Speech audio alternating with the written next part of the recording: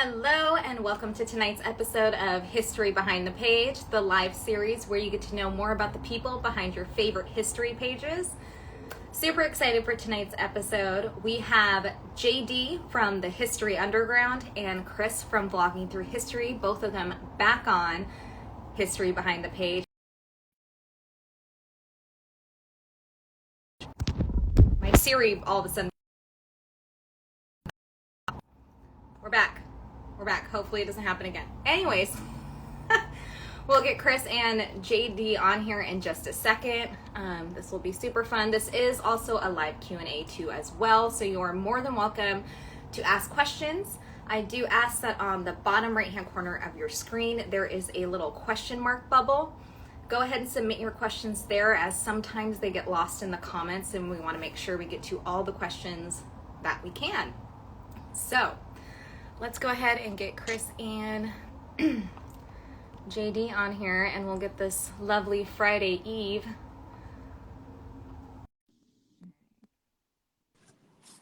Hey, Chris. Hey, what's up? Hey, how are you? I'm doing pretty good. Good. Nice to see you again. Good to see you as well. Oh, here he comes. Look out. Look at this. How are you, JD? Pretty good. I was sitting here trying to figure this out. Am I late? No, nope, you're Okay. totally on time. All right. Yeah, thanks you guys so much for coming on last minute. So Yeah. Shows how much we have going on in our lives right now. Oh, I know. I've been wanting to get you two together on here for a while, and now look at this. We're doing it. So, because you two have been up to a lot of traveling lately and just buffing out content and everything. So why don't you guys tell us a little bit about your recent travel escapades? JD, do you want to start us off? Oh my gosh. Yeah, I can't even remember where all I've been lately. I've spent more time on the road than I have at home this summer, which has been kind of crazy. Let's see. I started off, as far as like with the channel and filming goes, finally got out to do some Pacific War content. Went to the Mariana Islands, went to Guam, Saipan, Tinian, filmed quite a bit of content there. And then also did some filming in Hawaii, which that stuff is running currently. And also spent a little bit of time in Gettysburg. So that's kind of what my summer has looked like so far. Are you going to do any more traveling, or was that your big travel No. plan? So here in a couple of weeks, I'm going to be going back out east, going back out to Gettysburg to film some more content for the American Artifact series with Eric Dorr at Gettysburg Museum of History. And then Chris and I are going to link up. We're going to do a little collaboration with Gary Edelman from the American Battlefield Trust and shoot some stuff at Antietam.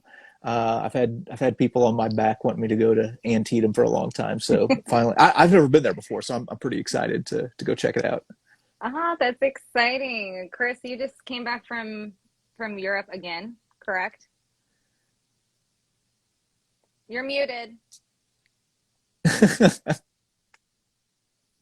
There we go. Can you hear me now? There you go. Yeah. Hey, never done the three-way thing before. So, yeah, 44 years old, never been to Europe in my life. Been there 3 times in the last 5 months. So, yeah, this last one, though, was a family trip. The UK has been like my dream destination probably for the last 10 years. And so when I went to France back in February and then went to the Netherlands, Germany, and Belgium, those were because I wasn't allowed to go to the UK without my family. My wife insisted I'm not going there unless they can be with me the first time. So we put that one off. And I actually had no intentions of making any videos for the channel in the UK. And then we kind of had some downtime when we were in Edinburgh, Scotland. And so I grabbed the phone and went down the street to a local cemetery and then ended up making like 8 videos worth of stuff while we were in the UK, just kind of here and there as we were going along. But I am going to go back to do a lot more at some point. But just started uploading the videos from my trip back in April, late April, early May, from the Band of Brothers stuff that I did going to Bastogne and the Netherlands. So the first 3 of those are up. There's about 10 or 12 more to come. And I'll probably hopefully get all those up just in time to start uploading the stuff that we put together from Antietam when we go. So he mentioned Gary Edelman. Gary Edelman, you know, the Civil War is like, that's my bread and butter. That's the thing I've been like obsessed with since I was 8 years old.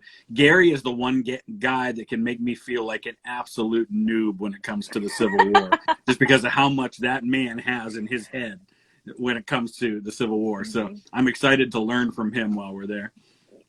Yeah. Oh my gosh, that is super exciting. So how did this collab come about? Because I know this is probably a collab everybody has been just waiting for. It came about because I'm an idiot and I'm always looking for people who are smarter than me to show me where to go. Oh my God. So basically, I'm looking for people who are going to make me sound smarter. And I was needing some people to go with me to Antietam. Well, he and I talked, probably a month or 2 ago about wanting to do something and get some other YouTubers together that did similar stuff to what we did.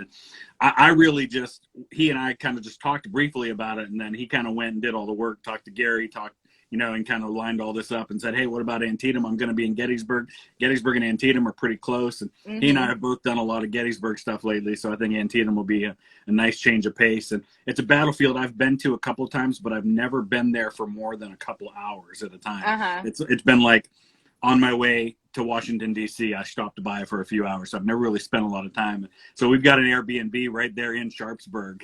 So we're going to stay there during the week, and it should be a lot of fun. That's exciting. So when should we be expecting this collab to hit the YouTube universe? On my end, it's going to be a little while. Yeah. So I've got a boatload of Pacific War content that I'm going to have to get through. And the way that my brain works, ideally, I wanted to, start it in the middle of September, like around the anniversary of Battle of Antietam. This year is going to be the 160th anniversary. Whoa. But I'm not just going to be done with my Pacific War stuff in time. It'll be finishing up around mid-September. And the way my brain works, I can't stop something, midstream and then like jump to Antietam and then go back to the other stuff. So at least on my channel, it'll probably be late September whenever we see the Antietam stuff. And I'm guessing for me, probably early September, you'll start seeing some of it. For the same reason I'm trying to get, I just now finished getting all the videos up from my trip to France in February. So I've actually still got 3 or 4 videos that I haven't edited from that I felt like they were some of the first ones I recorded when I got there, and I was still figuring out some new equipment that I had gotten, and they didn't come out quite as good as I'd like them to, so I'm trying to figure out if I can still make them work. But I wanted to start getting the World War II stuff up, so I'm just working on that, but I'm trying to get that all edited. I think JD's a much better editor than I am. That stuff comes more naturally to him. I struggle so much with that end of things. I hate editing videos, and so it takes me a while sometimes to get them up. So funny. JD, I just want to take a quick second, congratulate you on 300K followers on YouTube. That is amazing. Thanks. Yeah, appreciate that. So much deserved. So that is fabulous. How do you feel about that? Like, that's a big number. Weirdest thing ever. Yeah. Took you long enough. I mean, I've been there for like 2 weeks now or something. Yeah, I'm just chasing I'm just chasing the vlogging through history. Well, I have 117 followers, or subscribers, or whatever you call it. So I'm pretty much a big deal. So I do nothing on YouTube. I just upload these things on there was somebody today left a comment, and they have a channel, and they said something about that they were jealous. They only have like 1,000 subscribers or something like that. And I said, hey, there was one point I had 1 subscriber. Everybody starts, everybody starts at 1. Everybody starts at 0. Yeah, everybody starts at 0, and everybody makes their way. And YouTube is such a funny thing too, because there is some fantastic content out there on really small channels. You know, a perfect example of that is our friend Sander VK out in the Netherlands. He does some really, really good stuff, and I know that you talked to him, but he just hasn't gotten traction yet. And I don't know if it's because he's in the Netherlands, if English isn't his first language, if that has to do with it, but it's not because he doesn't put good stuff out there. So it'll happen. Yeah, it's really good. Yeah, another one that you've talked to, Hunt Stash, is just such Alec a phenomenal channel. Yeah, and same with James from Project Past. He's fantastic too. Just there's a lot of great history travelers, which actually gets me into our first question. This is actually from Sander. Speaking of, because it's 2 a.m. where he's at right now, and so he wanted to submit a question early. And this has to go with us talking about other YouTube channels. Do you guys both really realize the impact you both have on the historic online community? People have made history channels on YouTube because of you two or started to like history. Is this still a blur in your mind, or is this something that you realize? Yeah, it is for me. It baffles me that people care to hear me talk about this stuff. And it certainly baffles me that 300,000 people care enough to listen to the stuff that they subscribe to me. And it's funny because sometimes the stuff that I least think will be interesting and popular ends up being the stuff that blows. I know JD's experienced that too. Like videos you think are going to be really good, just don't really do much. And then other ones you don't expect, they do. But it's cool. I get, you know, I'm sure he does too. I get a lot of messages from people saying, hey, you've reignited my passion for history. I've started kind of getting back into this. And that's the ultimate compliment, is that if it ignites in other people a passion for history, then I feel like it's worth my time. JD, what about you? Yeah, same. It's kind of same for me. I still can't wrap my mind around it. But it excites me to see other people, you know, getting into history. So, you know, talking about 300,000 subscribers, you know, that gets me pumped. That my phone ringing. Hang on a second. Let me just hang up on them. Okay, there we go. Sorry about that. But yeah, so I mean, it excites me to see, you know, that many people who are into history and passionate about it, and, you know, wanting to share it. And you know, some of the messages that I've received from people are things that I would have never expected. I had somebody, I think it was on Twitter the other day, reached out and expressed how much the channel meant to them, and said that they went through a really bad patch and had struggled with addiction and things like that, and really got into the channel, and it kind of ignited their passion for history. So that's kind of what they're dialing in on now. And I was like, well, dang, I never considered that. I'm just, you know, whenever I started doing this, just a redneck pointing a camera at himself and talking about history. You know, I wasn't thinking about things like that. So anyway, it's pretty encouraging to me.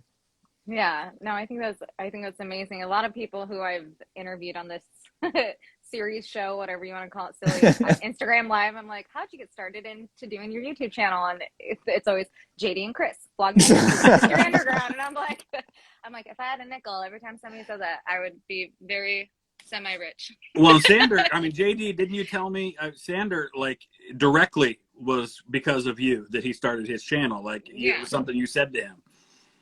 Yeah. No, it wasn't anything that I said to him. I didn't even know him, but he just reached out one day and said, you know, he had uploaded a couple videos, and he's like, hey man, you really inspired me, and I'm going to start doing this. Which I mean, I was pumped as heck about that. I've had, you know, some people, you know, ask me, because there have been some other channels that have kind of cropped up, you know, in the past 3 years, and people ask me questions. I don't know, almost asking if I'm mad about it or intimidated or anything like that. I love it. I want more people doing this kind of stuff and getting more of this content out here. You know, I'm a fan of history too. So you know, if there's more content, you know, for me to consume, I'm all for that. It's either that or watch a show about Bigfoot on History Channel. So yeah. Which, by the way, I don't know what I was speaking of Bigfoot. I don't know what I was watching the other day, but do you know that there are professionals that specialize in mythical? They're called like crypto Not somethingologists, or surprised. Not it's. surprised. I had to look it up. This is literally a thing, and it teaches you step by step how to be one in mythical creatures. Like Yeah, it's there's all actually kinds of like stuff like that. it's like a pay. It's yeah, I can't remember what it's called. Crypto Pro- mythologist. It's just like, probably oh, okay. probably the little sub community or subgroup that is even bigger than that. I have found would be the paranormal group. Yeah. Um, Hmm. who are like into ghost hunting and stuff like that. I get stuff like that all the time, Mm. especially something about Gettysburg. I Yeah. don't necessarily get it as much on other stuff, but anything around the Civil War, man, Yeah, there's just a ton of people out there that are all into the paranormal stuff, and they'll claim that they've seen things on my video or they've I get heard that too. things. Like they hear sounds and they're like, "Did you hear that right there? That's what this." I get the same thing. Yeah. Yeah, and Yeah. it's all explainable. I'm like, no, that was a kid running in the background, or no, that Yeah. was my shadow, or that was a lens flare. It wasn't, what do they call it, an orb, or Yeah. or whatever.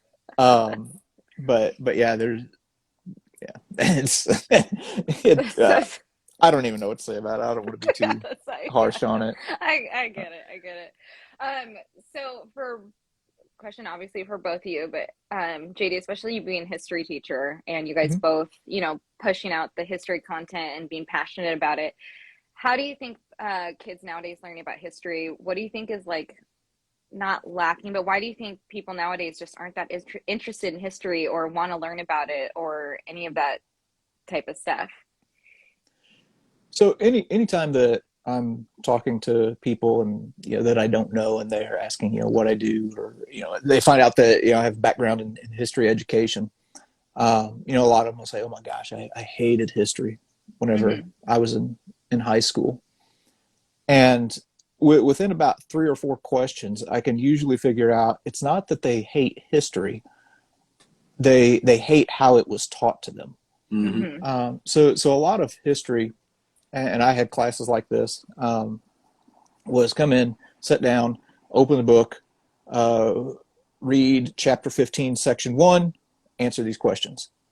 Then you come in the next day and you do section 2. You come in the next day. Well, that's boring as heck, Yep. and there's no connection to to real life. There's no connection to the present, or there's no connection to human nature and Hmm. how the same things that these people struggled with 500 years ago, and the same patterns that they have are the same things that we have today. Hmm. Um, so I think all people really, whenever you get right down to it, are interested in history. They just don't know it. Yep. Hmm. And the way that I back that up is look at Hollywood. Look at all of the movies that are made that are based on historical events. Hmm. Whether that movie is well made or not, or whether it's historically accurate. If it's based on it, Hollywood wouldn't make those kind of movies if there wasn't a profit incentive. Yeah. And they know that people have to be fans of it. They're going to enjoy it. They're going to be engaged by it. Hmm. So anyway, yeah, I think that's a lot of it. It's Yeah. just how I history's been taught. I agree. I think it's a lot to do with how it's presented. So for example, you could go into a classroom and tell a bunch of kids, okay, September 17th, 1862, the Battle of Antietam was the deadliest day in American history. There were 23,000 casualties. Throw a bunch of numbers at them. Or you can say, let me tell you about this 15-year-old kid who got the Medal of Honor because he was a Hmm. bugler who dropped his bugle and started helping load a cannon, and show you Yeah. where it happened. And Hmm. here's the exact spot. Here's a cannon on the battlefield that shows you where this happened.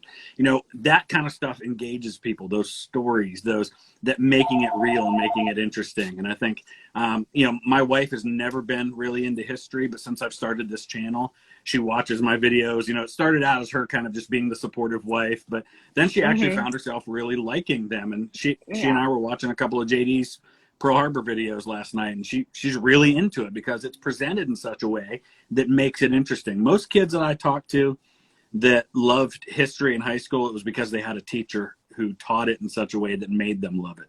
So I think that goes a long way. Yeah, my sophomore history teacher, Mr. Beeman. He made history so interesting. He's the reason that I really actually got into it. He at the end of every week we had they were called celebrations of learning, and they were little tests that we had to do at the end of the week, and we would walk in the classroom and there would be party hats on the desk, and Celebrate Good Times would be playing, and we had to wear the party hats until we were done with the test. And we had to turn in the party hats with the test. But he always explained everything in a really interesting way and very entertaining, and that's so true. And I don't know how many kids in my class still are up to date on history or anything like that, but I did. I came out unscathed. So we have a few questions. Let's get to some of these. Let's see. Ooh, lots of questions. Just a reminder, if you guys do have questions, there is a question mark bubble on the bottom right-hand corner of your screen. Submit them there, as sometimes they do get lost in the comments. So let's see. Here's the first one. Freddie Joe wants to know, have either of you visited the Confederate Memorial Hall Museum in New Orleans? I'm thinking about visiting it next month. I haven't been there. I haven't either. My only experience in Louisiana was across the river from Vicksburg when I went there. But yeah, New Orleans I'd like to get to, because I know there's what's the other museum? There's a World War II museum down there, isn't there? Yeah, it's the National World War II. World War Yeah, II. that's the one I want to get to that. And JD, you know who Freddie is, right? He's the guy that he was part of the cadre of Band of Brothers. He's in Band of Brothers. Oh yeah. He's on the horse in the Carentan scene who rides in looking, talks to winners. Yeah. Yeah, he was one of the military advisors on the Pacific and Band of Brothers too, as well. Lots of stuff he sent. Okay, let's see. I wouldn't mind going to that though. I've actually never heard of that place. The Confederate Museum? Yeah, I haven't either. It looks interesting. It looks small, but it's pretty interesting from what I saw on the website. Let's see. This one's for JD. JD, will you be visiting any East Coast Revolutionary War forts? Yeah, that's the biggest gap that I have on my channel. That and probably World War One stuff is any Revolutionary War stuff. Mm-hmm. So probably I'm planning on maybe later on this year trying to get out to like Boston or Philadelphia and shooting some Revolutionary War content. Chris has some stuff on his channel that's really good that I'm just going to watch and cheat off of it. I do it to you all the time. That's fine. But there are a lot of Revolutionary War things that I'm wanting to get out to. I actually had plans. Was it late last year? Like I had a whole itinerary drawn up and was going to go to Boston and Philadelphia. Mm-hmm. But at that time, those two cities, their COVID restrictions were so incredibly tight. Like I live in the Midwest, and like life was moving on as normal here, but out there everything was locked down, and it was so restrictive that I wasn't going to be able to do what I wanted to do. So I ended up putting that off. But anyway, hopefully later on this year I'll get out there and shoot some Revolutionary War stuff. Nice. Okay. Ooh, this is a good question for both of y'all. Was there an event or specific topic that ignited your love for history? Yeah. So for me, I've mentioned this before, but it was a couple things. I was 8 when Bob Ballard found the Titanic in 1985. Mm-hmm. And that's the first thing in my mind that I can remember. First topic that like I wanted to know more, and I went down to the library. We didn't have the internet. You had to go to the library. And so I went to the library and got all I could about the Titanic and just got obsessed with it. And then it was that, and then Ken Burns' Civil War documentary. Those were the two things for me that ignited this lifelong obsession with history that I've had. Yeah. This guy here, I saw him post something on Facebook or something the other day where you found like some old notes or something from whenever you were 8 years old. Yep. where Oh, Yeah. the stats or something, or was that Where what it he- was? It was like it's like how all the many casualty killed, figures and wounded, and missing each regiment at the Battle of Gettysburg had. I was walking around the battlefield. We have like that's one not of a those small old number video either. cameras, and I'm 12 years old, and we have video of me walking from monument to monument, writing down the stats from the monument Oh. as we drive, as my grandparents drive with the car alongside me as I walk from one marker Oh to my another. gosh. How many regiments were at Gettysburg? Like there's like Oh my 120 goodness! or something I mean, ridiculous. there's hundreds of Yeah, them. Yeah, because there were like 50 brigades just in the Union Army, I think. yeah. So yeah. Oh my gosh, that's so great. What about you, JD? What's the specific event or history that just ignited your The passion? the earliest thing that I can remember would be my grandpa telling me about life during the Great Depression, and then also his experiences during the Korean War. That's what Hmm. really kind of ignited my passion. And then like um, whenever I go turkey hunting with him, I can remember whenever I was 5 years old. As a matter of fact, I have a video on the channel where I go to this place. Um, we went to an old cemetery that was just way the heck back in the woods in this old mining community that would just been lost to time, and going in and kind of exploring and finding that stuff. Like I said, I was a little guy. It's one of my earliest memories. I was 5 years old, and Hmm. then going to these like old smeltering furnaces and stuff like that. That's probably what really kind of got me into it. Yeah, that's it's so funny what actually gets you into it. Well, and it Um, also shows that if you take the time to invest mhm. in a younger person, yeah, I mean, you never know where that's going to go. Exactly. Yeah. So this is a good question for people who joined a little later, but any plans? I know we spoke about this earlier to do a YouTube collab. Oh yeah, it's coming. We're still working out the details for what we're going to do in Antietam. Plus, we got to work Gary into it too. And but yeah, we've bouncing some ideas on that. But you'll definitely see that happening here. It'll probably show up, like he said, mid to late September. But you'll see it. Yeah, at Antietam. All right. This is a good question. World War II Daily. Thanks for joining. Always love when you hop on. How important is YouTube for education, specifically history? Unbelievably important. So, I mean, obviously, I've got a lot of experience, with high school age students. This crop of students, this generation that have kind of come up right now, they don't watch TV. Yep. Um, and what I found surprising is they really don't watch Netflix Mm-hmm. or really any kind of streaming service type thing. Hmm. They will a little bit, but not much. They are a bunch of YouTube addicts. Yep. My Uh, kids are 17, 14, and 9, and they exclusively watch YouTube. That is all they watch. Hmm. what's kind of funny is that's kind of how my viewing patterns have shifted too. Mm-hmm. Hmm. Um, Same. I never watch TV Yeah. ever. Um, I'll watch a little bit of Netflix and Amazon Prime. I'm working my way through the terminal list right now on Amazon Prime. Hmm. Um, but I would say a good 80 to 90% of my viewing consumption is YouTube. It's Yeah. YouTube. So Yeah. so if you can meet them where they are, which is why I started a YouTube channel to begin with, Hmm. is because I was like, oh, Yeah. okay, well, this is where they're watching stuff. This is where I'll put it. Maybe it'll do some good. Yeah, that is vastly important.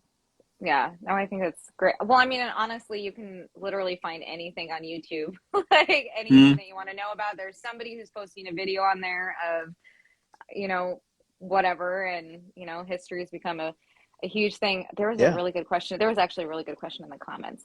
Um, from Danae K64. Out of all the adventures you have been on, what was the most heart-wrenching place you've been to? Chris, you Easy want for to? me. The Mm-hmm. Psalm. The Psalm, without a Yeah. doubt. And you can see that in my videos.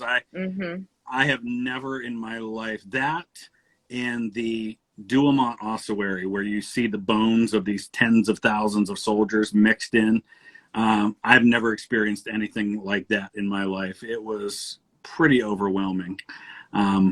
Quite something. Probably that and Vicksburg for me, because Vicksburg, I had ancestors who were there, and I Mm-hmm. actually kind of did a series where I followed in the footsteps of the Vicksburg campaign in uniform and on this hot August day. And that was pretty cool. I had a moment on the banks of the 14 Mile Creek at the Raymond battlefield where I'm reading the account of a soldier in the 20th Ohio describing his bunkmate being shot in the head during that battle. And it just really choked me up because I was sitting right where it happened.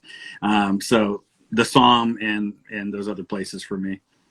Yeah, I remember when you came out with the Somme video. That was really like emotional. And then JD right after that came out with the Canadian troops that got massacred on D-Day, and I was like, geez, 2 back to back, are you kidding? I was like, oh my gosh, this is so crazy. JD, what about you? What is one that it just was heart-wrenching for you to visit? Probably this was pre-YouTube, but Dachau concentration camp would probably be the one that was the heaviest as far as just like the emotional weight of it, knowing what happened there. I was there with a group of students, and the day that we were at Dachau, it was in March, but it was empty. We were the only ones there. So, and there's no tours or anything like that. You just go and you kind of explore it for yourself. So everybody kind of spread out, and they're just going through this camp.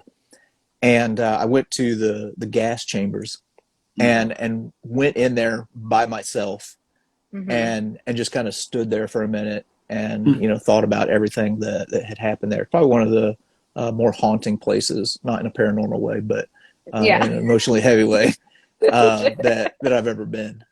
I've been told, and maybe you can speak to this if it's true for you, JD, because one of the places I really would like to go someday is Auschwitz. And Sander and I actually talked about maybe going to Poland next year if we can together. But most people I've talked to who have been to a place like Auschwitz say it's a place you have to go, but once you go, you never want to go back. I don't know if that's how you felt. I would go back. I would go back. Yeah. Just because there are probably things there that, I missed, the first time. There's a story that I learned about after I left of, Felix Baumgartner, maybe is his name. There was a book by Alex Kershaw called The Liberator. And anyway, there's one incident that happened there where some U.S. troops got there, saw what happened, blood was up, and they killed a bunch of Germans who were there. Really, Germans who were, if I have the story right, who were innocent of anything that happened at Dachau. They had just got there. They hadn't been like camp guards or anything. And there are some pictures of this lieutenant coming in. He's got his pistol in his one hand. He's holding up his hand in the other, and he's stopping him. Anyway, I would like to go back and find that place and just see it. Yeah, I can't remember what the operation was called, and they didn't get any ramifications for that. And it was a very intense story of you walking into someplace like that and seeing everything that was going on. And you are right, the Germans who did get executed really didn't have much to do with what was going on there. But war is, there is a really good question. Oh, this is a good question. Chris, we'll have you start off with this one. Is there a topic in history that you feel doesn't get the attention it deserves?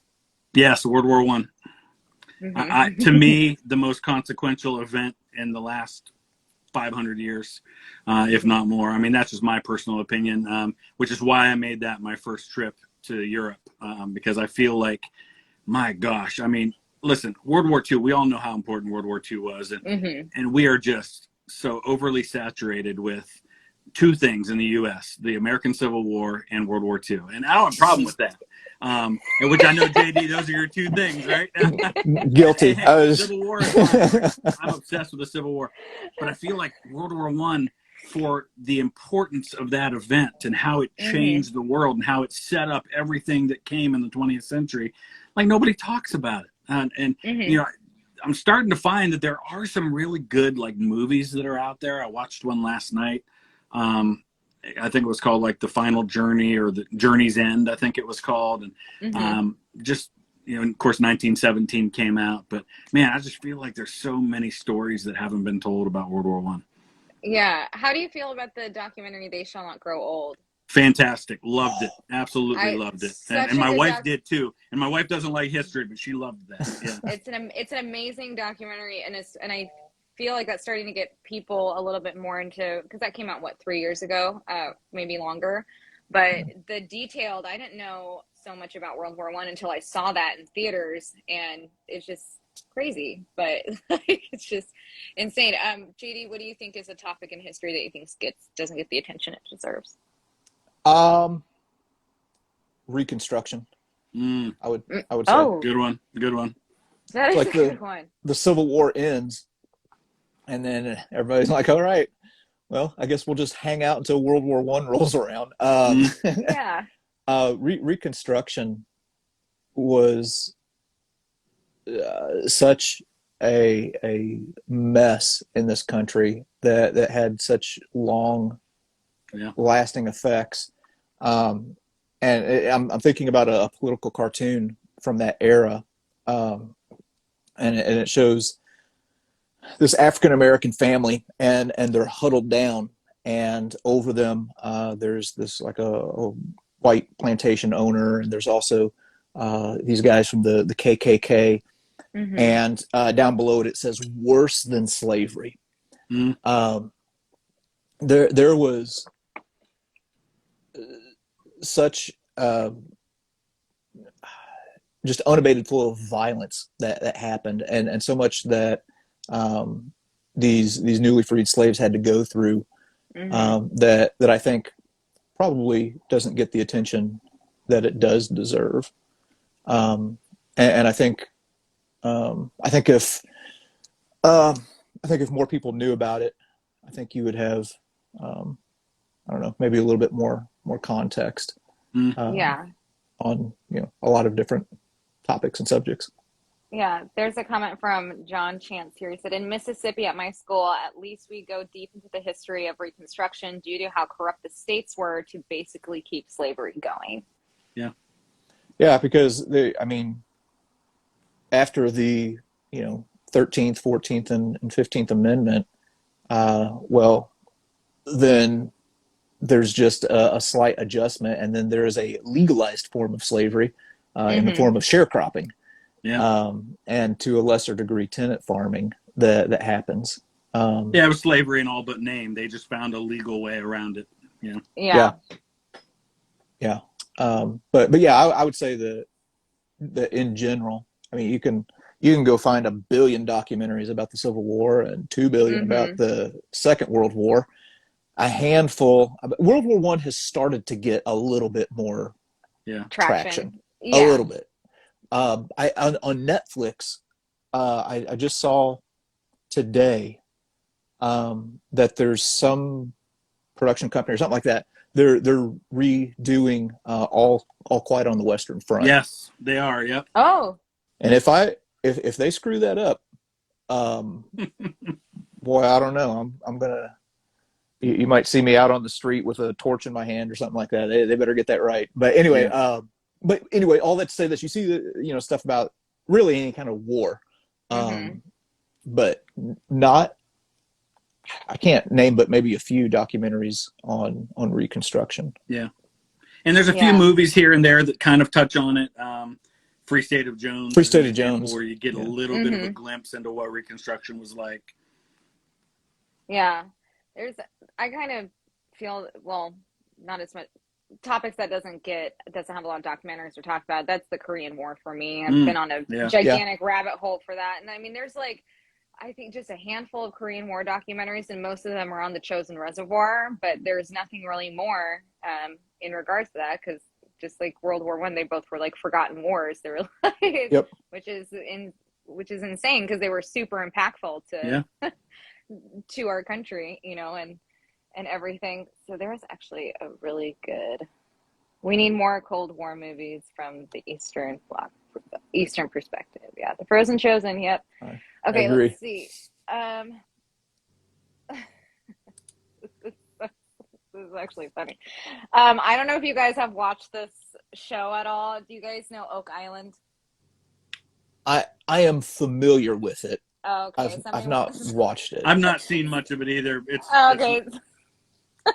Seems like the kind of thing the History Channel would play, though. Yeah, I think it's on Discovery Plus actually, but somebody wanted to know if there was treasure on Oak Island. I watched a little bit of it. I don't think there's treasure on Oak Island, but it's interesting. You guys should watch a couple episodes. It's very interesting. And after the advertiser dollars come in, there's probably treasure on Oak Island now. Yeah, right. Yeah, exactly. Yeah, how the History and Discovery Channel. I miss the good old days of those. I will say this though, the content History Channel does put out about history has been very good. It's still good. Like the Grant thing and the one on Theodore Roosevelt, the stuff they did, like the Men Who Built America. I thought that was all really well done. I just wish they do more of it. Yeah. That stuff is exceptionally good. Yeah, it is really, really good. Unfortunately, it's also tainted with ancient aliens and a whole bunch of paranormal stuff. I actually had it's all reality TV now, so it's everything's reality TV. I had a production company reach out to me about a show that they were developing, and it was going to be for National Geographic Channel, I think. That's what that one was. And they had, seen the YouTube channel, and the guy who was kind of heading up the project really liked it, and wanted me to consider being host for the show, which I was flattered by and talked to him and everything like that. And so anyway, I get on a call with him and a couple others, and he starts kind of explaining the concept of the show. He said, our working title is going to be Haunted Battlefields. And I was like, oh, man. And basically, it was going to be going to different battlefields and, talking about the hauntings there and the paranormal stuff that goes on and talking to people who have seen things. And I was like, listen, unless you're looking for a guy who can like debunk all of that stuff, I don't know if I'm your guy. Yeah. Which he understood. And again, I was flattered that they considered me. So now we all know that you are not a fan of ghost hunters or ghost adventurers or ghost whatever shows. No. So just so we're clear, you don't want to sneak out to Burnside Bridge at midnight with me when we're in Antietam and look for ghosts? Ghosts. No. No, I don't. So one thing that drives me nuts whenever I go to Gettysburg is in the evenings, man, the streets fill up with ghost tours. You can't walk on the sidewalk. It's so packed. And I'm told that it gets like exceptionally insane in October, like around Halloween. Oh, yeah. To the point where you would think that July would be the biggest month for the town of Gettysburg because that's, around the anniversary. October has surpassed July as their biggest, their biggest, our highest attendance. So. I got a glimpse into paranormal stuff. I was in Boston, and I had a little bit of time. It was October, and I stopped by Salem, which is not far outside of Boston. And I didn't realize, first of all, Salem, there's not much history to be seen there, but there's a whole lot of paranormal and witch stuff there. And I went to the site right on the edge of a cemetery where the memorial is to the victims of the Salem witch trials. And there were a bunch of Wiccans there doing like ceremonies and stuff there. So like that whole thing has turned into like, forget history. It's all about the paranormal when you go to Salem. Yeah. That's so interesting. I think a lot of that, and well, I've derailed the conversation towards the paranormal stuff again. You're totally fine. I think sometimes it's a to a hammer, everything looks like a nail. So if you go out there looking for paranormal stuff, you're gonna find it. You're gonna see a branch move or something. Yeah. And at least where Gettysburg is concerned, guys like Gary Edelman, American Battlefield Trust, and there's another guy named Tim Smith. These two men together know anything and everything that there is to know about Gettysburg, and have spent. Gary Edelman has essentially built his life around Gettysburg. As a matter of fact, his goal in life is to live long enough to make it to the 200th anniversary of the Battle of Gettysburg. Okay. If these men have not seen anything or experienced anything on the battlefield, I don't know that it's there. I would think that between those guys, as much time as they've spent with Gettysburg, one of them would have seen something at some point. But anyway.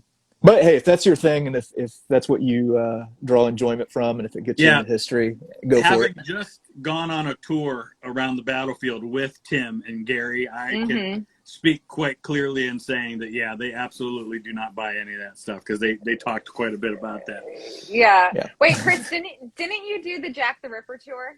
I did do a Jack the Ripper tour, but it wasn't a ghost tour. It was basically just going to the sites where things happened. And honestly, it can be a little disappointing because none of those sites, with one exception, look like they did in 1888. So, it's not like going to Gettysburg or Antietam and you can still kind of see the battlefield as it was.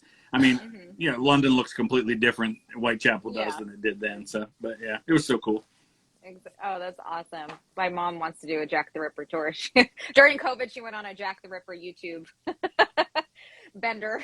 And now she's really, really into that era of history right now, which I absolutely love. So super cool. Yeah, this is actually a fun question. You get an unlimited budget and can hire any type of actors. What historical movie or series would you want to make? I would make. I'm going to cut Chris off in case he steals my idea. Don't you dare steal my idea. I would do a Civil War band of brothers of some kind. Kind of my idea. There actually was an idea. There was going to be a series called Two Appomattox, where it followed some of the prominent generals of the Civil War from their time at West Point all the way through the end of the war. And they even had like the casting done, like Damian Lewis, who was Winters in Band of Brothers, was at least penciled in to play Sherman. Nick Searcy, who has been in a lot of stuff over time, was going to be Joe Johnston. He looks like him. Hooker was going to be played by the guy, Neil McDonough, who played Buck Compton. And he's got Hooker's eyes, totally. Like they have, like you can probably still go on IMDb and look up to Appomattox and see that cast list. That's the one I would make. And it kind of would have been similar to Band of Brothers, but that would be good. Do you know why that didn't get made? No. Well, I think after Gods and Generals, that debacle, and it's going to be a while before we see anybody pour any money into a good Civil War project again, I'm afraid. Yeah. Anytime you tackle the Civil War, you're also you're tackling a pretty politically charged subject. And and any portrayal of the Confederates that's the least bit sympathetic is just going to be attacked. I mean, people are so passionate about on all ends, whether it has to do with the Confederacy or the Union or slavery or anything like that.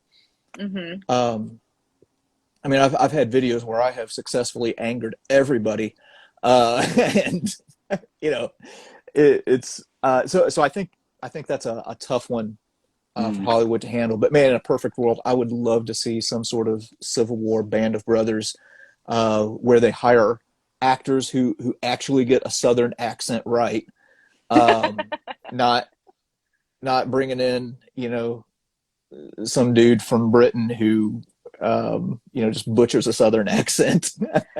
but you got to give English actors and Band of Brothers, they did a literally good Band job. of Brothers have And- like almost all of them were not American.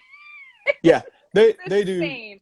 do they do a really good job. But what I had, I don't know, maybe I shouldn't just call out anybody. Hacksaw Ridge, I like that movie. Oh my gosh, the Southern accents just kill me in that movie. I'm like, You're like, what is this? Well, what and is sometimes and listen, I can't do accents to save my life, so I'm going to be as lightly critical as I possibly can. Just for me personally, being from Ohio, there were only a handful of guys in Band of Brothers and Easy Company from Ohio. Hubler and Martin were two of them. Johnny Martin's got a very distinctly New York accent in Band of Brothers, and he was from Columbus. So You're like, okay, yeah. This is a good question for both y'all. What has been your favorite video that you've made so far on your channel? For me, it's the Accrington Palace at the Somme. That's one. I just kind of go back and watch every so often on my own, and it's my favorite story that I've told, I think, of all the videos that I've done. That one, and probably right behind it, the one from Newfoundland Memorial Park, which was the very next episode in my Somme series. Those are the two that I think I'm the most proud of and that I enjoy making the most. Yeah. For me, probably, not probably, the episode that I did in Belgium at Saint Vith. And that will always be my answer to that question. Well, you knew somebody who fought there, right? Yeah. My friend was taken. I went to the place where a friend of mine was taken prisoner. Whenever he fought there, he was a machine gunner in the 7th Armored Division, and anyway, found the foxholes, where they were at, where his company was at, and then I was able to call him from that spot, and he was kind of like guiding me around as I was talking to him, explaining everything. And he's since passed on. That will forever be nothing that I ever do will ever surpass that, just because of the personal connection that I had there, and it's just a really good memory for me. Oh wow, that's speaking of having like a relation to that. Do you guys have? I know we've spoken about this on past episodes, but do you guys have family or history of people who served in World War I, II, or anything like that? Yeah, I know. Chris could eat up the next 3.5 hours talking about family history. Did I open Pandora's box? We could go back to like biblical times probably and move forward with the history of the Maori family. Believe it or not, I have as far as direct grandparents, great grandparents, you actually have to go back to the Civil War for me to have a direct ancestor who actually was in a war. None of my because my grandparents, I'm 44, I'm going to be 45 here in a couple of weeks, but my grandparents were born during World War II, so they didn't fight, and so my great grandparents were too old, and so it didn't kind of work out with the dates. But I have uncles and things like that. I have 2 uncles, great uncles, who were in World War II. One of them his unit was attached to the 15th Infantry in the Colmar pocket, which means he was there when Audie Murphy did what he did to get the Medal of Honor, because they were attached to Audie Murphy's unit at that time. So I heard some of those stories growing up. And right behind me, you probably can't really see it, but my wife's grandfather's uniform is hanging there. He was in the 8th Air Force. He was in the 379th Bomb Group, which dropped more bombs on Germany than any other bomb group in the war. And he was a ball turret gunner and a B-17. And so hearing his stories were just amazing. He's a little guy, so it doesn't surprise me he was in the ball turret. But so those are amazing stories to be able to hear. And I'm so sad now that we have so few of those guys left. Yeah. JD, do you have any family history or anything close? I've got family that was in about every scrap that you can imagine. So I had a couple uncles who were in Vietnam. One was there during the fall of Saigon. One was a crew chief on a B-52. Grandpa on my mom's side he was a combat engineer in the 40th Infantry Division in Korea. And then my other grandpa was on Adak Island in the Aleutians in World War II. World War One and Spanish-American War, I don't have any other than like maybe distant peripheral relatives. But as far as like direct descendants, Civil War, I have quite a few. All but one who were in the Union. So one guy, John Franklin Ellis, he was in the 27th Illinois Regiment. I've got an idea of something that I want to do, a series in the future where I kind of follow his path and go to all the battles that he fought at. I really want to do that just for myself. Plus, I think it'll be interesting. And then have, some other great grandfathers who were on the Union side. I have one guy who fought in Missouri on the Union side, and his father fought for the Confederacy. And the guy who fought for the Union side ended up being captured and was held at Andersonville prison. Oh, so oh yeah. Wow! And then I've got some that were in the Revolutionary War as well. So yeah. Jeez, you two and your family history. Speaking of family history, this is a good question. This is from James from Project Pass. What app or company do you recommend for finding out family history? If you guys have gone that's a Chris question. Yeah. Depends on what you're looking for. I still think Ancestry is probably the best just in terms of how much content they have available. If you're specifically wanting to look at military history, fold3.com, FOLD3, the letter 3, is the best. They've got, like all the Civil War military files are on there now from the National Archives. They're starting to put all the pension records up there. But I think that's really good. And if you're looking for a free resource, the Mormon Church, they're still the best at that. FamilySearch.org is a good one for that. Well, the Mormon Church, you can be baptized for your dead ancestors. And so they research their family trees to make sure that they get baptized so they can baptize their ancestors into the Mormon Church. So it's a big thing. They've got a huge Salt Lake City is a place I want to go to do research. Plus, it's Utah is one of the 2 states I haven't been to yet, so I'm hoping to get out there sometime. But you just have to be careful with Ancestry because every person can upload their tree to Ancestry, and it'll give you recommendations for their stuff. And a lot of people have no clue what they're doing when it comes to research and stuff. Oh, wow, here's a record that shows my grandpa was in at this battle and did this thing. No, that's somebody else with the same name who was from the other side of the country, but you added it to your file anyway, so that kind of stuff happens a lot. So you have to be really careful and do your work. But I have a Fold3 account and trying to look up records. That's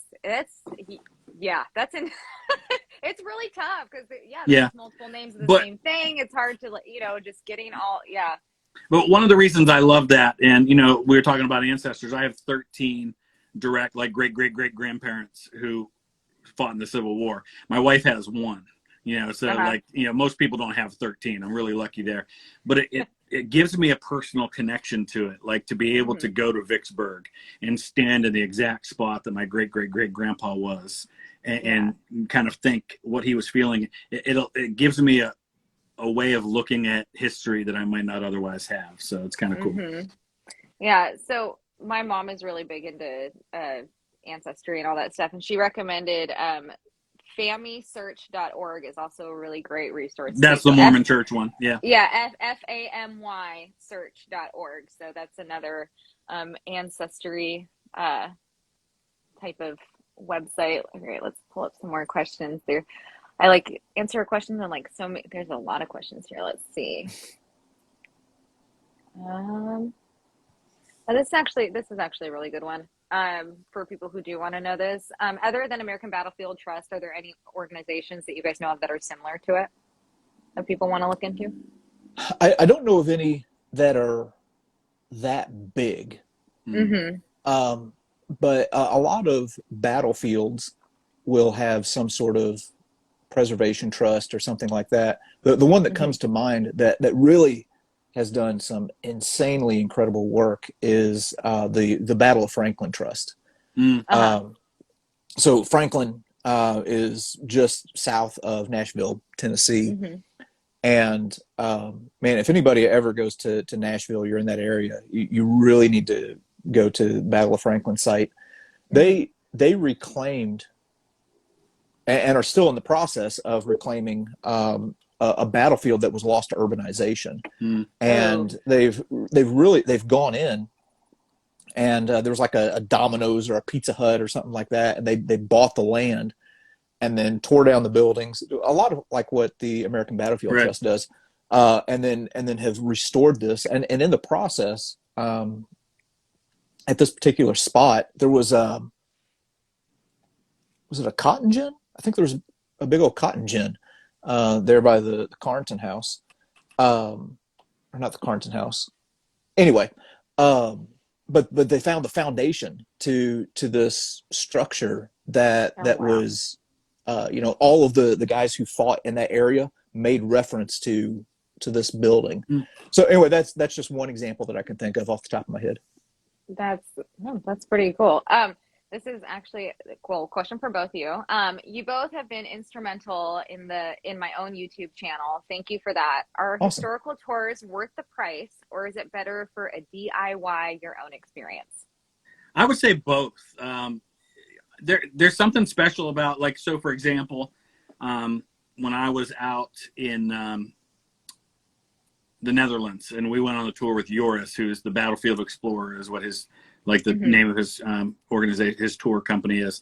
And we went around to these sites, these Easy Company sites, and he kind of told us he lives there. He does that for a living. He's there constantly. He knows, like, I can understand, like, I can go to the crossroads and I can look at it and have a basic understanding of what happened and where, but he's going to be able to walk me right to the spot where here's where the Germans launched this rifle grenade from that killed Dukeman, those little things, and going around the battlefield with a guy like Gary Edelman who can give me like little details that I might not otherwise know. So I think it's good and there's a lot of great like resources out there. The American Battlefield Trust has a lot of like apps that you can use to do your own tours. But I think it's also good if you want to deep dive into something to go like get a licensed battlefield guide or somebody who really knows their stuff. Yeah. JD, what do you think? Yeah, I would agree with that. So whenever I first started my channel, I was going to be, the do-it-yourself guy. And I was going to go out and I was going to do all the research beforehand and then go there and yada, yada. And really that was kind of an arrogant position to take. And where I really kind of changed my mind on that, to be fair to myself, I'd had some bad experiences on tours before. Really bad. So you do have to be careful. There are some bad tours out there. But there's also some really, really good ones. And what I didn't do was just, do my homework, do my research, and find the good ones.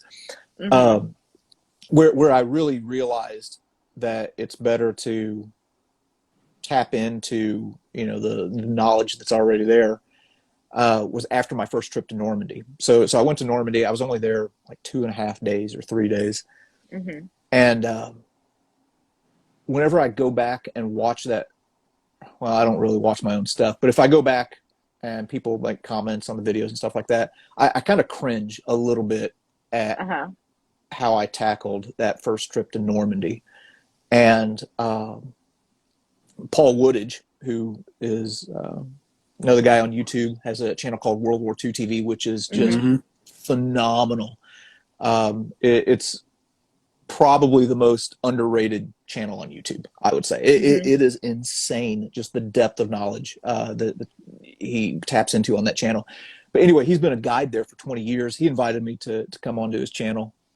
And afterwards, we were just kind of talking and chatting. And I said something about wanting to come back to Normandy. And I said, yeah, maybe we can kind of link up. And he said, yeah. He said, I watched all through your videos. And he said, they were good. They were good. He said, but there's a lot of stuff that you missed. And he was the most kind and charitable person. Yes, yeah. He really had every right to just eviscerate me on Oh. some of my treatment of that, because there were some missed opportunities there. But at that point I realized, I was like, it's not such a bad thing to tap into the knowledge of people. I mean, how arrogant is it to think that you're going to roll in, no matter how many books and articles and maps you've looked at, you can't just roll into a spot and assume that you're going to know more than somebody who's been there for 20 years. Yeah. Right. So that's really, the thing. You can, there's always going to be somebody who has that one area of expertise.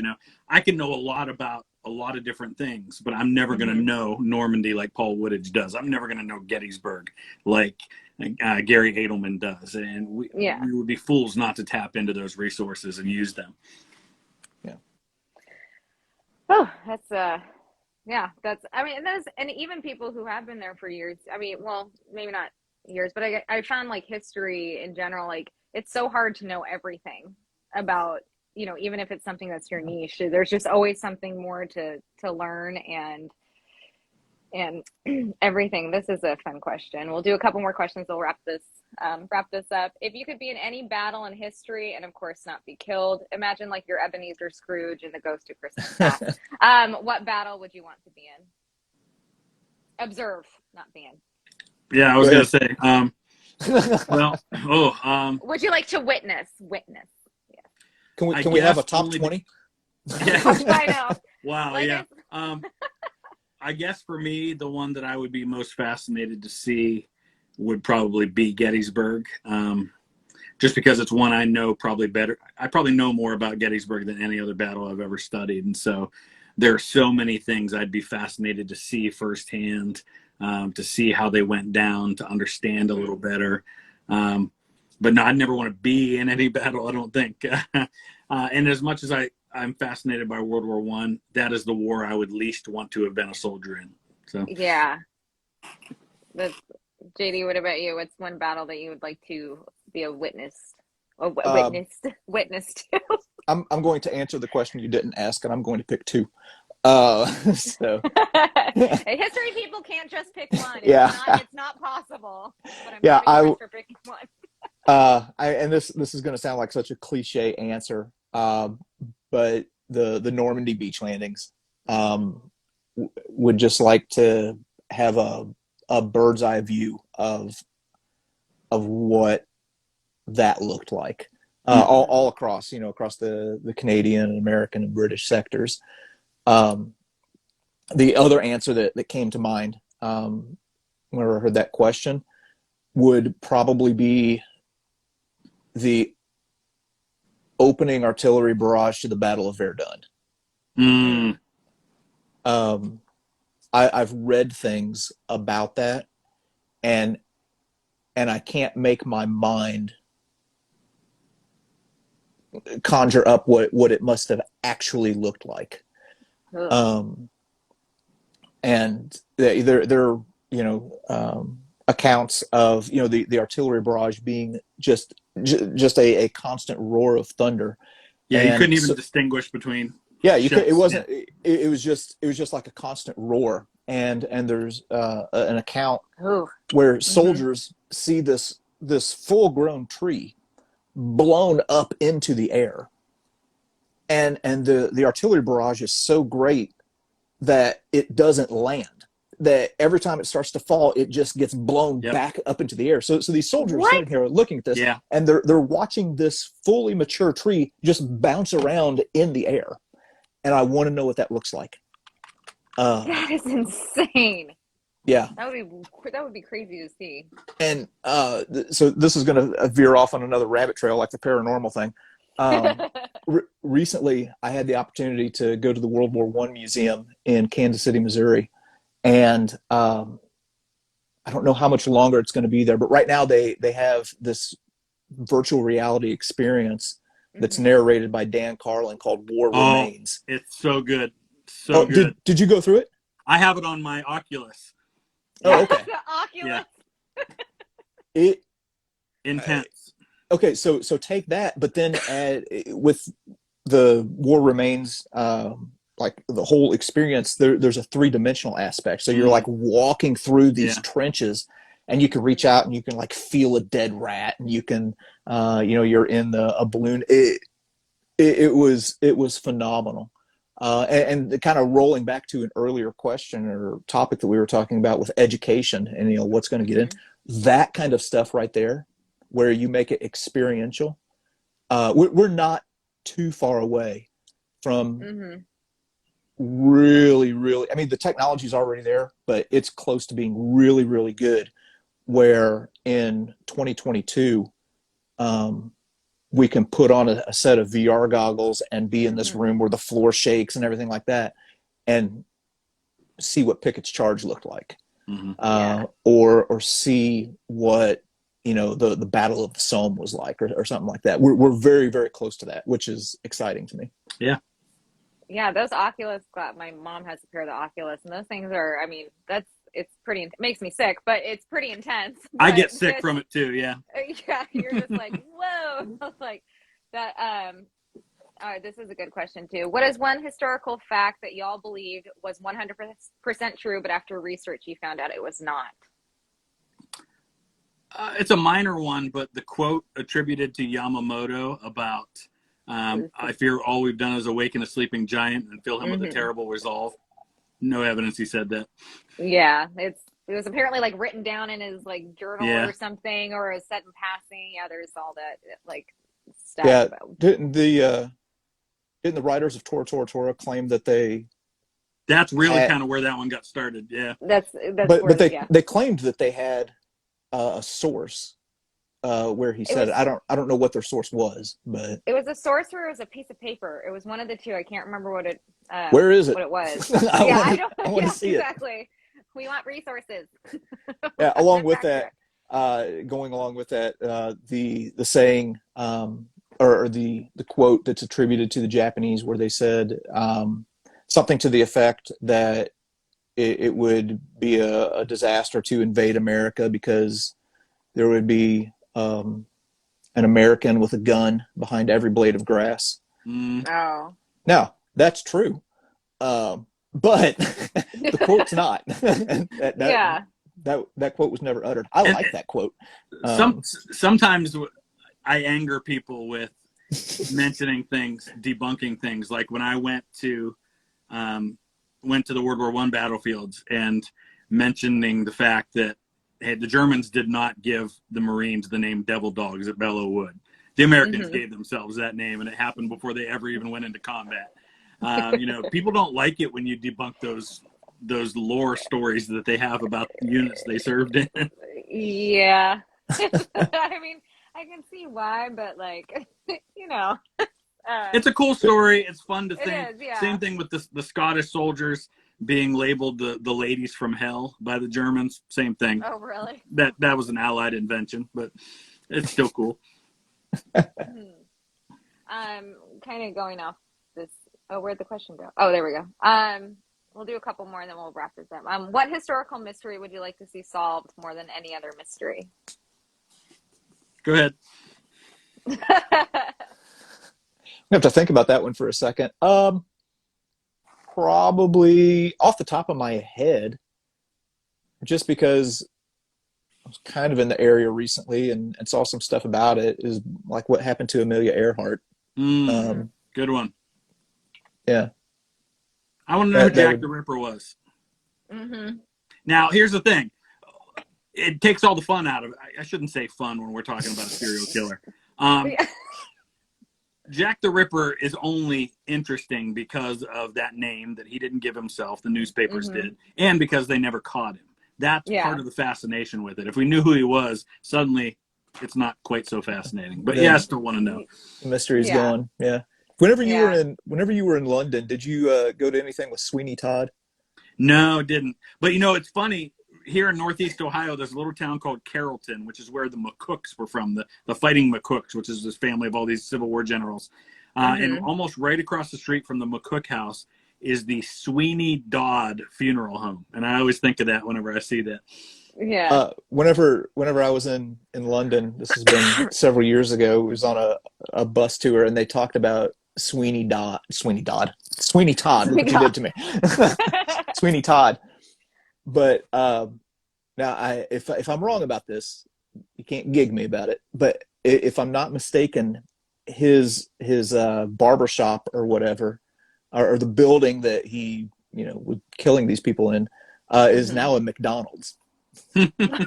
Oh, really? Yeah, I think so. Somebody else just mentioned a really good one, Roanoke, The Lost Colony. What happened? That's a really good one. I like that. Yeah, that would be a good one too. I want to go down and do a video about that someday too. Yeah, I just watched the new DB Cooper documentary on Netflix, and that mystery is just who is like. I think he lived. I think he lived through the, jumping out of the plane and everything. It's just a weird mystery. It just I feel like even in the what was it, the 80s, even in the 80s or whatever, it could have been solved or whatever. But that's the mystery of it. So, okay, we'll do one last question, then we'll get wrapped up here. And I think this is a good question since you guys both really like this era of history. But what is the best Civil War movie you've ever seen? Easy. Glory. I just watched it the other day again. I absolutely love that movie, and nothing else to me has come close. The acting's phenomenal. Listen, the history's not 100% right, but oh my gosh. Denzel Washington and Matthew Broderick is perfect as Robert Gould Shaw. And looks like him. He does look like him. And he was the right age at that time when he played that character. And one of the sad things of history is that the site where their battle at Fort Wagner took place is basically gone now. It's in the ocean. But man, I just love everything about that story. And I've toyed with the idea of at some point writing a book about the Ohio soldiers of the 54th Massachusetts. Because the 54th Massachusetts was not a Massachusetts regiment. It was a national regiment. There were soldiers from all over the country. And there were dozens of them from right here in Northeast Ohio where I lived that were in the 54th and then also the 55th Massachusetts, which was the overflow unit for the recruits that they got. But yeah, that's one I just watch over and over and over again. Love that movie. Yeah, JD, what about you? Yeah, beat me to it. There's not another Civil War movie that even comes close to glory in my mind. That movie was made in 1989. 88. Was it 88? Yeah, sounds right. And what's really remarkable is how well that movie has aged. Yeah. It has aged well and still holds up. You look at a movie like Gettysburg. Gettysburg has kind of aged like milk. It is not as good. I watch that movie and I want to enjoy it more than I do, but I can't. The acting and everything is kind of a little bit dated. The battle scenes, I just can't get immersed in the battle scenes because I look at it and I'm like, this is too sanitized. Glory comes as close in my mind to being like what it might have been like, which is why, man, I'm desperate for a really good, solid, gritty Civil War movie. I want a Civil War movie that is like the first 20 minutes of Cold Mountain. Yes. The crater battle at the beginning, yeah. At Petersburg. They show a little bit of Jenkins Ferry in the Lincoln movie too. That is pretty good. See, so what I keep getting is I get little appetizers, and I'm still waiting for the main course where we get the real thing. I mean, we were talking about why they don't make Civil War movies. I think another reason that just popped into my head, other than the politically charged nature of it and the fact that gods and generals poisoned the well, a Civil War movie is not easy to make logistically just because of the volume of people that you would have to get in order to get it right. If there was a way to do do like what they did with Waterloo. They pulled the Russian army out there and they made that movie Waterloo in 1970 where you've got literally tens of thousands of guys on the screen. So good. I've never seen that. Oh, it's good. It's really good. And they had tens of thousands of people in some of these shots. It's really cool. Yeah, that's what you would have to do. you would have to employ the United States Army and outfit them all in, Yeah. To make 1860s gear and everything like that to get it right. And speaking of Yeah. glory, you've got that opening scene with Antietam, and I actually had some people request that when I go to Antietam that I do something about Shaw, who was a company commander at Antietam, and he was his unit was in the cornfield. So I'm gonna have to see if I can. I think he was in the 2nd Massachusetts or 12th Massachusetts. I think it was the 2nd. I'll have to look it up, but yeah, That would be really cool. yeah. That would be cool. I want to watch that video. Yeah. Glory is the movie that started it all for me. I was learning about the Civil War in 8th grade, and I was also in the Matthew Broderick fan club at the time too. So It's amazing that that's right around the time he did Ferris Bueller's Day Off, not long after. I know, it wasn't long after. It was Yeah. only like a few years. Yeah, but then that movie is just hands down like one of the best Civil War movies I think out there. I'm keeping us going here, but I grew up going to church camp, and we had this thing we would do where we would all go out at like 10 o'clock at night and we would serenade the girls at the girls' dorm.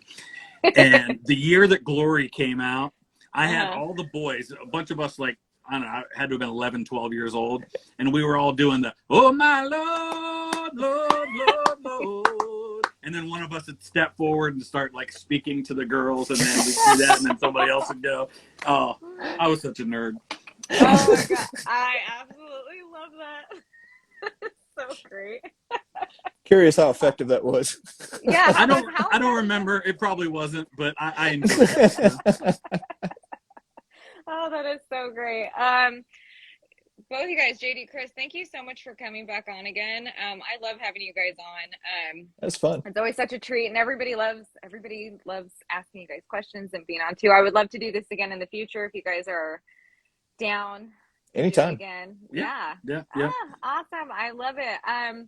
Well, thank you to everybody who joined in. Sorry we couldn't get to all the questions, but we will be doing another one of these in the future, so you can ask again. But JD, Chris, thank you so much for doing this at the last minute. I think I messaged you guys at like 6 o'clock this morning, my time. It was very early. I just popped in my head, and I was like, oh, I wonder what JD and Chris are doing. Again, it shows how much we have going on in our lives right now. All that I do is sit in this chair and edit video. So that's so this was a nice break. Yeah. Oh, awesome. Well, I'm glad. Well, this will be available to rewatch on Instagram, and then also it will be uploaded on YouTube starting tomorrow to watch too as well. But thank you guys again so much for coming on tonight. So. Yep, thanks, Sarah. Take care. Thank you. All right. You guys See you in have a couple good weeks, night. JD. All right, see you, man. All right. Bye, guys.